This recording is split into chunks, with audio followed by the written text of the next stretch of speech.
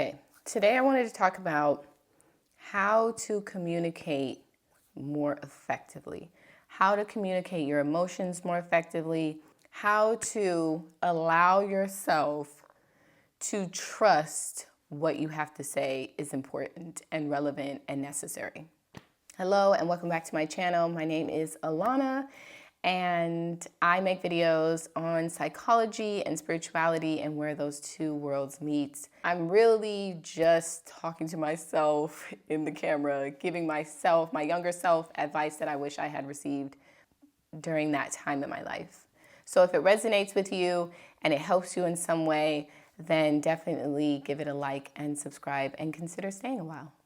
Okay, so I was someone who struggled with communicating. At my job, I literally was told I needed to say at least 10 words every single day before I left. So I also was someone who, just to describe the feelings, like I would want to say something, but I felt like the words, they were stuck in my throat. I didn't know how to say them. I could hear them in my mind, but to be able to actually communicate them, it was like it would cause a lot of anxiety. So that's the perspective that I'm coming from, is if you know what you want to say, but you struggle sometimes to say it, or you struggle with believing that what you have to say is helpful or adds to the conversation, you're afraid of looking stupid, or you feel like people won't understand what you're saying, you're in the middle of talking and you're making sense, and then all of a sudden you stop yourself and you're like, wait, and you get lost. That's where I'm coming from. So the first thing that helped me actually communicate more effectively what I wanted to say and how I wanted to say it was recognizing where in my life I felt like my ability to communicate was cut short, where I felt like I wasn't listened to or what I was saying wasn't validated. And for most of us, this is going to come back to our childhood. It is going to come back to the way that our parents raised us, or the family dynamic that we grew up in. So if you were someone who your parents didn't really let you have a say in a conversation, or they were, I don't want to say very controlling, but they were very rigid in their role as a parent and your role as a child. Like if you had parents that didn't really have good examples growing up, and therefore their examples and how they parented was from that space, so they're operating from this idea that they need to be this way and you need to be that way, that can cause us to, I mean, think back to it, right? Was there room for you to say, well, I don't really agree with the way that you decided to take away my Xbox or my game, or I'm punished? You know, like if there wasn't really room to say a lot of those things, that sort of starts and creates a foundation for the way that we show up for ourselves in the future. So if you grew up in a family dynamic where that's how your parents were, and then maybe your siblings didn't really value what you had to say, or there was a lot of criticism, there was a lot of back and forth, blaming, scapegoating, like toxic family systems are going to be like the perfect breeding ground for an inability to communicate later on, to connect later on, to share your innermost, spaces with people, to trust people. Like a lot of these things do stem from our childhood. And so the first step is to acknowledge what happened back there that impacts your now, your ability to show up for yourself now, the ability to communicate now. Like all of those things are going to be relevant when you decide, okay, now from this point forward, I am going to remedy X, Y, and Z. It's going to first need you to look back at what happened that brought you to this point in the first place. The second thing that really helped me with my communication skills was not having so much anxiety about communicating. Most people have a fear of public speaking. And public speaking doesn't necessarily mean that you're talking in a group of like 1,000 people. It could literally be you and a stranger. It could be you at, work. It could be you at school. It could be you at a party. Like, it doesn't matter. One of the ways of viewing it is that recognizing that everybody isn't judging you. People aren't looking at you going, I wonder why they said it like that. They sound stupid. The internet is where a lot of us fear being misunderstood or saying something and then having people misjudge us. And that's not really real life. Like, I know that it can feel daunting because there are so many trolls online, but in real life, people are not going to attack you verbally because you decided to share your opinion. Unless you're doing it in an aggressive way, like that's not really realistic. So allowing yourself to release the anxiety that is centered around talking is going to be part of your journey to communicate better, to communicate what you feel, to communicate what you think and what you need, especially what you need. I had to remind myself that it was safe for me to communicate what I wanted to my partner, that it was safe for me to communicate what I wanted or needed from the people around me. And that allowed me to release some of that anxiety that is really married and merged with that sort of inability to communicate, that fear of communicating. Okay, a big part of it as well is your environment, okay? So being around people who allow you to communicate your thoughts fully. Practice saying what you feel and need in your body is so crucial. If you came from that toxic family dynamic that I was talking about, and the people in that environment are still in that unhealed, unaware state, the ability to communicate effectively is not going to happen in those environments, especially if people are listening, not for the sake of understanding and then communicating how they feel. If they're just trying to argue with you or disagree no matter what, these are not the environments where you're going to heal that, right? You cannot heal in the same environment that made you sick.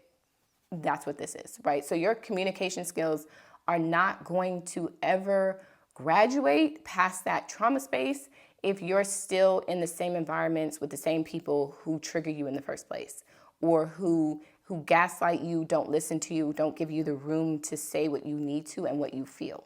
Another thing is to be aware of your own unhealed parts, your triggered parts, your more sensitive spaces within yourself. So if you are someone that feels like the moment you go to, like maybe you don't like conflict, right? Sometimes especially when we get angry and we have an inability to communicate, we're gonna shut down more quickly in those environments because it feels unsafe. I do have children, and I am raising my children differently than the environment that I grew up in. So I do understand it's like a unique perspective of being able to see how communication skills are developed, because I do have kids who struggle with communicating, right? They're just now learning their bodies and what they want and what they need, and they don't have all the words yet to articulate those desires and needs. So what does that look like? It looks like physically having a reaction, right? Throwing themselves on the ground or clenching their fists and, just looking frustrated, right? Demonstrating visibly that they are frustrated. Now, if I was operating from my unconscious, unhealed state, that would trigger me. If I was operating from a very rigid parental view where I felt like a child needs to do this and a parent needs to do that, I wouldn't even allow them to have their own emotions. So when we are developing our skills and our ability to communicate, you almost want to think of yourself as that child. If you do not have kids, but you can't remember what you were like as a child, just trust me, right? That's your inner child saying, I don't know how to communicate because I wasn't taught this. This is foreign to me, I'm uncomfortable, and the first thing I'm gonna do is get physical. That does not mean we punching people because we can't communicate. That's not what I'm saying. I'm saying that you might then shut down. You might then walk away. You don't want to, be in the same room as somebody. You might be someone who does clench your fist because that's your way of releasing that uncomfortable energy in a way that feels safe for you. So we are rewriting this. We're changing the way that we were first taught to do this. If you were a child in an environment where those emotions were not acknowledged, they were not validated, then you're an adult who doesn't know what it looks like to have your emotions validated. And that feels uncomfortable for you. So this is why I'm saying being around people, whether you're in a relationship now or not, or you just have friends who are like this, it is so important to surround yourself with people who are going to give you the room and the space to express that, right? So my husband is someone who I have developed very healthy communication skills with.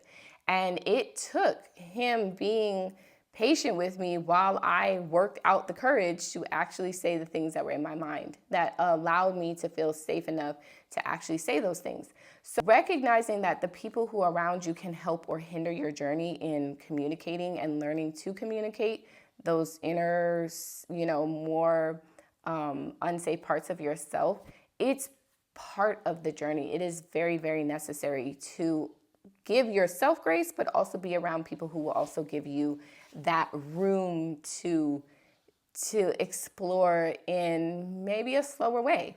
Another tip that sounds very obvious, but maybe we haven't thought about it, is to practice. I was someone who liked to write down my feelings. I was better at writing them down than I was at communicating them. And I really thought that that's just how I was. Like, I could write it, I could write you a whole letter if I needed to, but the moment it came to talking about my feelings, it was a struggle. So practicing that skill set is part of developing that skill set.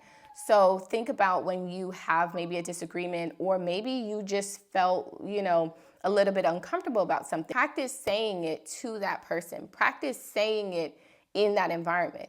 Another thing that is going to help you is becoming aware. Like, becoming aware of what triggers you into shutting down is very helpful. So when, like I said, in my relationship, when I would communicate this with my husband, I would actually say, I want to make it clear that I'm not judging you, I'm not angry, I'm not blaming you. I'm going to tell you what it looked like from my perspective, and then I'm opening up the floor to acknowledge that I might be wrong. I'm just saying it to you so that I'm not making stuff up in my head, right? That's a skill set that needs to be practiced. Like, that's a conversation that doesn't just happen overnight.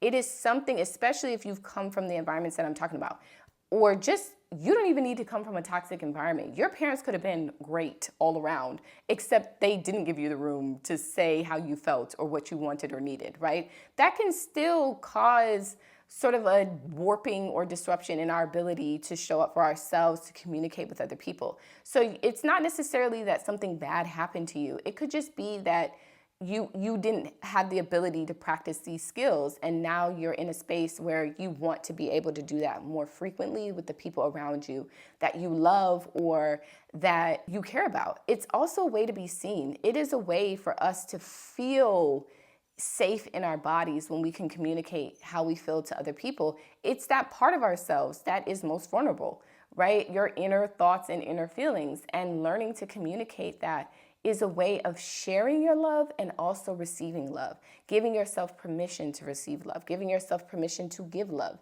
These are things that don't just happen naturally. They are things that we need to practice and feel comfortable with. Let ourselves embody those emotions and then show up in the world in a way that allows us to experience that. I think that's it.